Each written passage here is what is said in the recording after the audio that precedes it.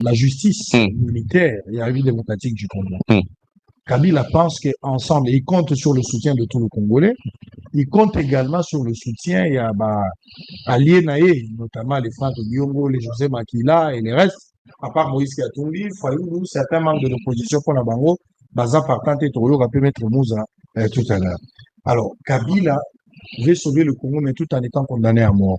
Et on a même entendu, on a annoncé l'arrivée ou le retour de Kabila dans un avenir proche. On parlerait même d'ici la fin du mois, c'est-à-dire cette semaine ici, Kabila probablement peut être de retour. L'attitude de la justice vis-à-vis de retour et Kabila, s'il savait que Kabila zongi pour sauver le Congo. Ici, je vais lancer d'abord un message dans le service intelligent à Congo. Vous savez, moto ayebi biso azozonga, ayebi ke na Congo bazozele bakangaye.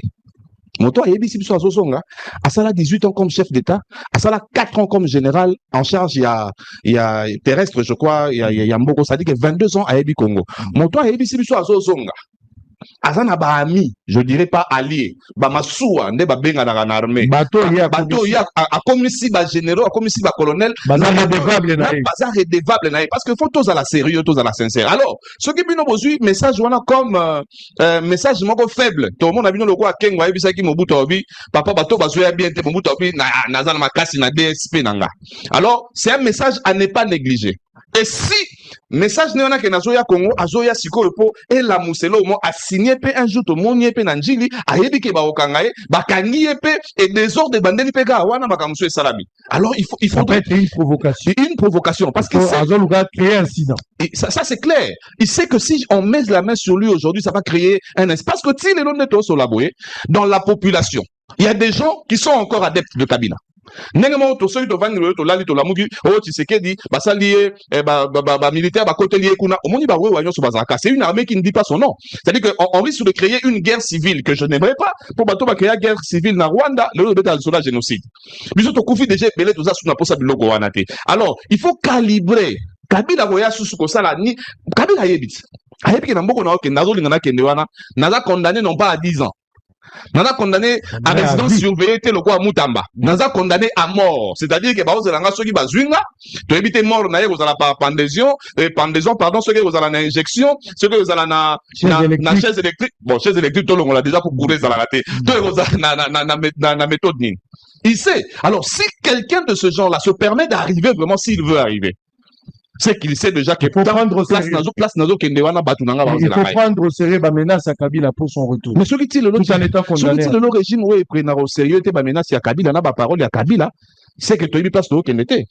Kabila c'est quelqu'un qui ne parle pas mais tous les faits et gestes à Kabila et annonce à quelque chose. Alors, quand il a compris la communication, Yamboka Place Ezali a annoncé un retour comment je peux qualifier même fantôme tu peux un retour fantôme c'est que ayebi ke retour nanga oyo mikolo na ba TV ba koma lobelango mikolo na ba réunion na bango la ballon de C pourquoi pas vous allez réagir parce qu'avant a annoncé retour na déjà général Nabiso azana Katanga yende déjà bangisa population parce que Edi Kapen na tellement que ba frontière bokanga na sentir romo ya bien té. Et si ça aussi c'était un ballon d'essai, mais je réfléchis à autre voix. Peut-être diversion. Vous avez la parole. Le Congo est en danger selon Patrick. Le Congo est en danger. Batobaché sur la situation Oyo. Kabila l'a fait, Tshisekedi l'a fait ou le fait. Batobaché sur la situation tout en amont. Donc, urgemment, il faudra sauver le Congo en croire les propos de notre frère Sahel qui est l'un des co-débatteurs sur son plateau. Merci. Alors, selon lui, c'est le peuple, seul le peuple qui peut sauver. On ne va pas parler d'un individu qu'on fait sa responsabilité à la Tshisekedi. Il n'a pas cette capacité. Ne donnez pas à Kabila cette lourde responsabilité de sauver alors qu'il y a Européen parmi Bato Baboumagi Congo. Comment sauver le Congo? C'est la question. Et par qui le Congo peut être sauvé? Est-ce que par le dialogue? Est-ce par un coup d'État? On parlera de la rébellion, élection. On peut parler de la prière parce qu'il y a des pasteurs qui pensent qu'il faut prier pour que le Congo soit délivré ou sauvé. Ou par l'application de l'article 64, je vais parler du soulèvement populaire. Vous avez la certitude. Vous avez la parole. Vous avez la bien, Makasi. Bandeko, awa tozo solo la nabino, nae vraiment émission lelo. Et une émission mon asala mona kanda. To solo la maramra mibali. Likambo ya liboso eza likambo mbongo na ba M23. Likambo ya mibale to solo la likambo ya Olive Lembe Kabila na ba journaliste na ya sangisi contre la première dame actuelle. Donc, makambo mibale. Donc, na makambo wana mibale, je vais vous expliquer des choses peut-être recopé Sabino Kanda. Peut-être recopé Sabino Kanda dans le sens que koki koyina au livre tina niveau moko boye au livre abandaki ko s'attendre teke ba congolais ba koki koyina. Mes chers amis, sans plus tarder, topé simbote na ba bazolanda biso aux États-Unis d'Amérique. Ba bazolanda biso na Europe mobimba. Bazali kolanda biso en Afrique, bazolanda biso en Asie, na bosani binote et surtout bazali en Océanie, vous appelez belé. En Afrique na bosani te au pesa mbote na bandeko na ngatu o bazali na Angola, bisika o wapi moi mbutu ba mususu ba perdre ba vie na bango na ba désordre na ba pillage ba mususu ba étagère ya ba magasin ko eli bango ba kufi tout ça hein, ça fait très mal to pesi bango mbote vraiment to souhaiter bango ba mes condoléances na ba famille na bango nyonso o ba kufi à l'est de la République na pesi bango mbote ba bazali na Grand Katanga, Grand Kasai, Grand Bandundu, Congo central, Pékin, Kinshasa, Équateur, na bosani binote kuna na Kisangani, vous appelez Ebele, vous allez kolanda Tongo ya lelo, émission na biso, bandeko na lobi vraiment, bocha mato yopo na kolanda émission na biso ya lelo. Ça fait très mal, ya komona ke mboka na biso, to komi na niveau moko ya balesa les amwa mingi. Pourquoi bomoni na lobelika makambo malgré na ba makambo mi balé na ko banda ko toucher ba makambo mususu pour vous donner les exemples ou bien ko benda idée à batu ba comprendre o tozali koloba. Ndeko na kati ya mboko yo soki motema mabe ekoki koleka tina niveau yo tozali kokoma. Et ça que nous avons beaucoup hébergé des étrangers. Ça il faut que je sois clair. Héberger des étrangers mingi. To melisi bango pe ba biberon moi mingi. Moto auti mboka auti akoya vandi na Congo atazana documenti, il est à l'aise, il se sent comme s'il était chez lui. Et deux fois azo sala débat na Congolais moni petit Congolais mbata basali epé loroté bao batelemano moni baye bakaboya tika azande kona yo tika za mukolo bakaboli bazana besoin kutu ya koyebata ekolo ya muntu wana te. Il est nigérian, il est malien, il est rwandais, il est centrafricain, il est angolais, il est comme ça. Bah, congolais, bazalana tina kutu ya koyeba identité à montoté. À titre d'exemple, vous voyez même dans nos politiciens autour de Bangwawa, les étrangers, je vous ai parlé, Biloko Vital Kamere qui est Kolobanani na Suisse, Biloko Alobi na Genève. Mais ce que Zalaki na Rwanda, Vital Kamere Linazonga au Rwanda, ce que Zalaki peut-être dans ma pays mususu o to yebi ke dictature zo regnata na Uganda Vital Kamere linga ki azongata akeya en France akeko yambana na ba Rwandais yambani na ba président ba nini boye et tout ça Kamere rentré ici à l'aise mais cité dans beaucoup d'affaires ya mabe awa na kati mboka na biso mais temporisé par nos services. Batiki, Vital Kamere est en train de vivre à l'aise. Vital Kamere n'a jamais été inquiété. Mais aujourd'hui, ce qui me fait mal, moi, Stani, et Zaka Kake, Mbokezo la Kisabino Bolamu Ebele. Mais il faut payer besoin de sa Bolamu Nambokango.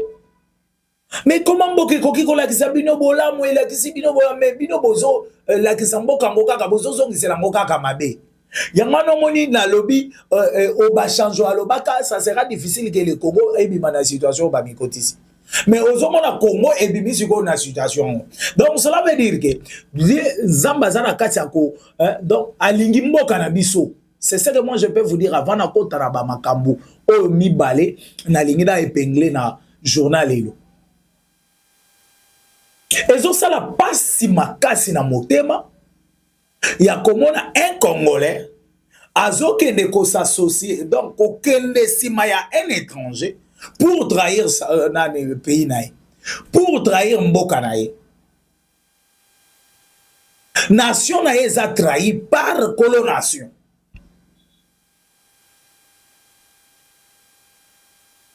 Et nous avons même des étrangers aujourd'hui, na Katia Congo, ils ont un mot à dire sur la République. Et tout ça, na ebisaka binoke, ezalaki régime oyo euti koleka, ba pezaki yango, bazui ba peza yango, ba senti kezo pesete. Donc on dit n'importe quoi à soi parole, n'importe quoi à l'égaloba. Donc on a même à l'époque Vital Kamerhe a quitté Kabila, soit disant quitté Kabila. Aïe dans l'opposition, Alinga Bandakoza, non, on a même Félix qui est chef de l'État aujourd'hui à Télémélaï. Abissé de Goucho, il n'y a pas même 2 ans. Au Koki, quand on peut s'abisser les sons en cas d'opposition. C'est un système il était dans l'opposition comme si c'est un opposant.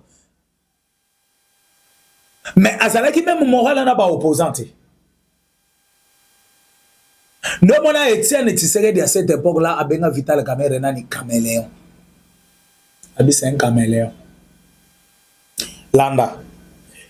Félix Antoine Tshisekedi Tshilombo a eu pouvoir. A eu pouvoir na lingi na yela Xabino Musisa ya likambo.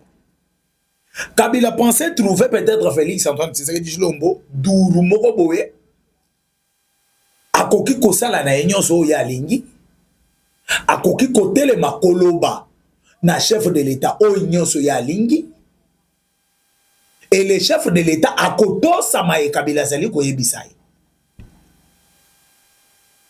Kabila akei na Union africaine. Na réunion na ya Souka. Aebisi bango, je ne vous dis pas au revoir, je vous dis à bientôt. Kabila pensait qu'un jour, à cause on a pouvoir, on a facilité. Il y avait même bateau et à Kabila, qui côté le Mabalobi, à ça la 6 mois. Félix Antoine Tshisekedi Tshilombo, ça la 6 mois. Kabila tire pouvoir.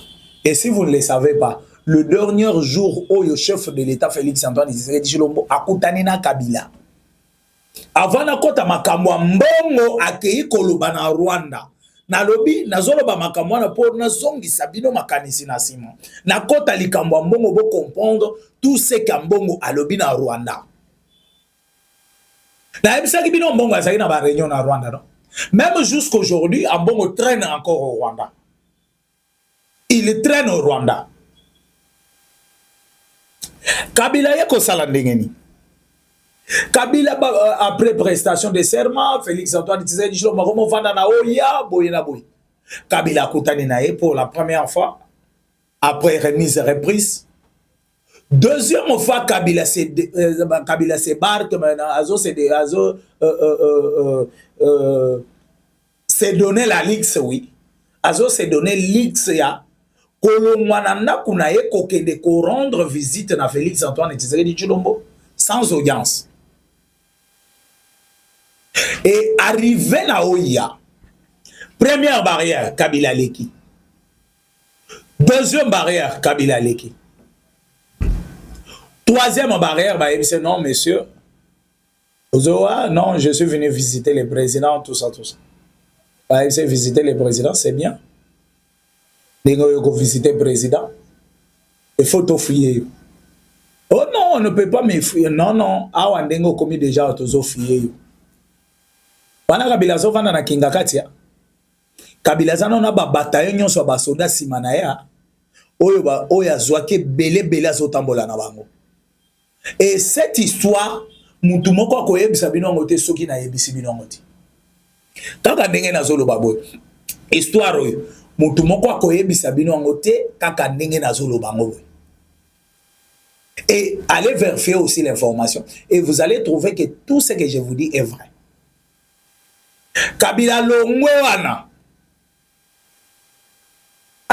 Ote bakoki ko fuye ngate na ancien président. Oh non, ba fuye. Ba fuye Kabila tata bakuti Kabila na munduki na bilamba. Mais il va rendre visite na Félix Antoine Tshisekedi Tshilombo mais na munduki. Kabila que vous voyez ici. Ba fuye bakuti munduki ba récupérer munduki. Babengi na kati muto ango to fouiller, c'est bon, azali na mundu ki to récupérer babino. Azana rendez-vous à wate. Kabila tomboki. Ah, koki kobo yake nazana rendez-vous tenele nini. Il faut na mona et tout ça. Oh oh. Mais yo comment on a que de chef de l'État est obligatoire. Donc ils ont privilège, il fallait baper ça yo po yo kotaka na oya. Et c'est ce jour-là Kabila ko baluka babotolie mundu ki ko baluka. Juste ezala ki dernière fois oyo Félix Antoine Tshisekedi Tshilombo ayoka ke Kabila est venu rendre visite. Mais visite ba kama ke muntozo ke de rendre un chef de l'État visite mais azana mundu tellement galika ki la première barrière à moni batiki na deuxième. Là le chef de l'État n'a pas même garde républicain oyo bazala ki na Kabila wana. Le Moura.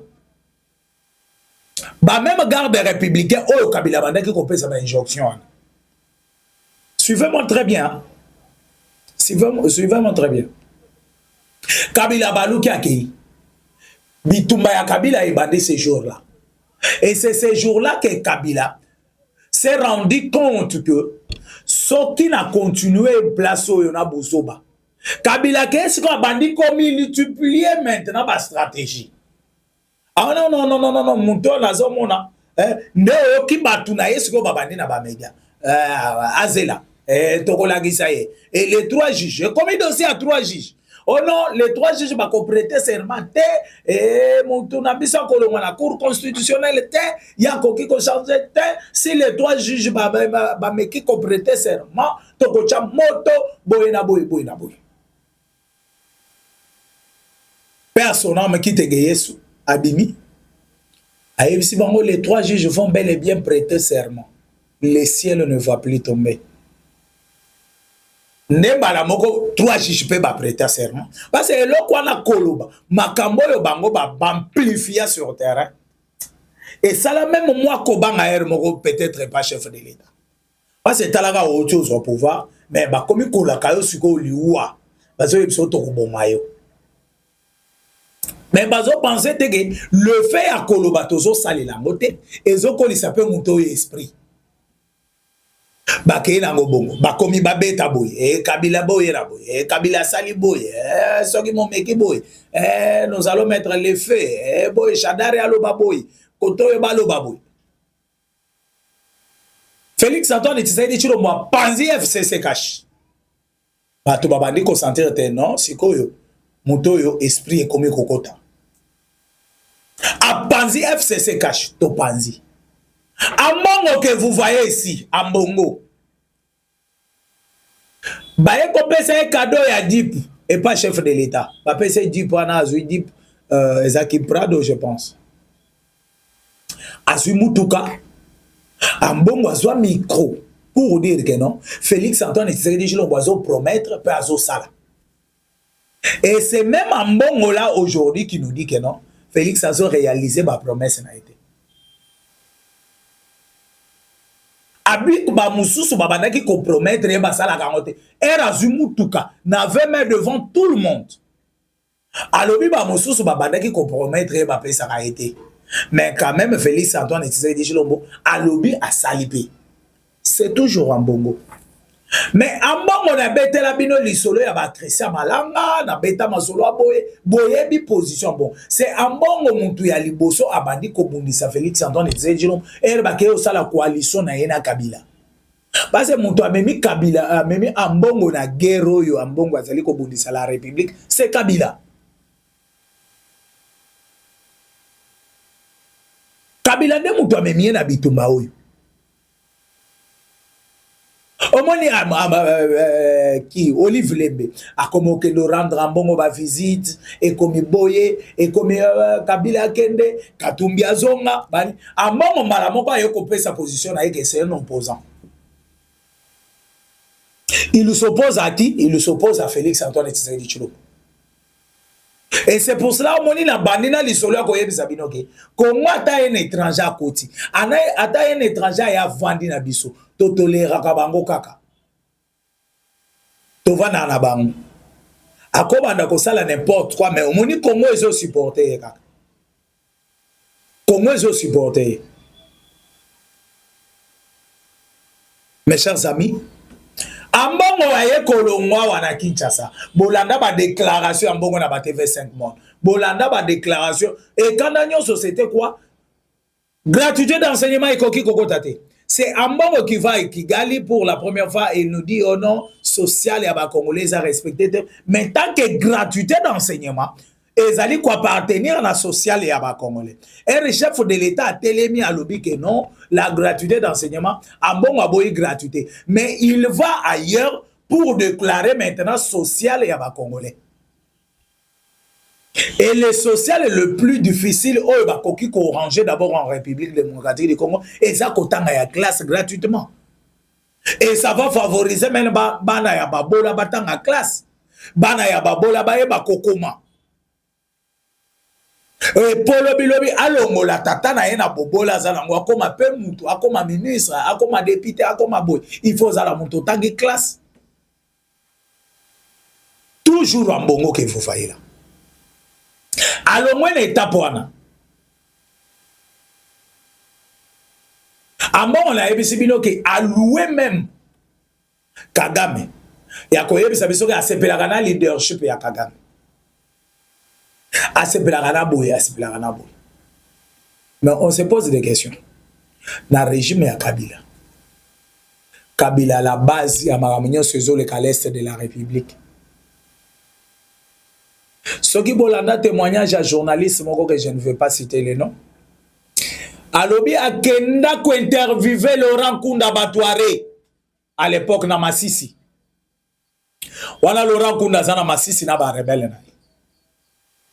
Akomi na Masisi basali interview na Laurent Kunda. Mais na salle d'attente era avant di pona cause la Laurent Kunda. Biso wana Kinshasa. Kunda c'est notre ennemi. Kunda zo bundisa Congo. Kunda zo boma ba Congolais à l'est de la République. Kunda zo salaboye. Mais journalistes en avandi na salle de réception. Ce sont des généraux congolais. Au bazana Goma, au bazana Bukavu, ne bazo défilé na bureau ya Laurent Kunda. Et vous comprenez que Kabali à Congo et Banda les lotis. Ce sont ces journalistes-là, généraux, bazo na moi, otozo bunda na Kunda, mais na butu, bazo sala ba défilé na bureau ya Laurent Kunda. Général Aouti Goma, à côté na kaya ba ennemi, à côté à Sololi na Kunda, à Sololi na Yazui, Laurent Kunda qui était rebelle au bazo bundisa, mais azana ba situation d'essence na Goma na Bukavu. La situation et ils ont fonctionné peu normalement. Ils ont fonctionné comme si rien n'était. Mais de l'autre côté, ils ont distraire biso bazo bunda. Et ça maintenant c'est des Congolais bato bazo kufa. Des millions et des millions de Congolais bazo kid. Mais des généraux parce que ne pas en compte à bambongo et outi Kigali kokende boy. Non moni elo kwana na ebisibino que le régime passé herba to ba sentir que eza régime moko ya ba faiblard, eza que régime moko ya ba excusez-moi le terme des idiots.